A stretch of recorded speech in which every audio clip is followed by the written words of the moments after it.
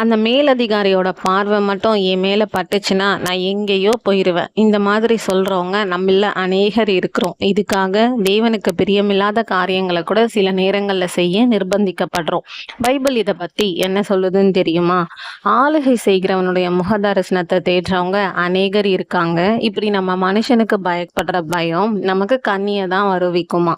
ஆனா கர்த்தரை நம்பினா நம்ம உயர்ந்த அடைக்கலத்துல வைக்கப்படுவோமா. கர்த்தருக்கு பயப்படாம நம்ம இருக்கலாமா? தேவன் இப்படியாக கேட்கிறார். எரேமியா 5:22 எனக்கு பயப்படாம இருப்பீங்களோ?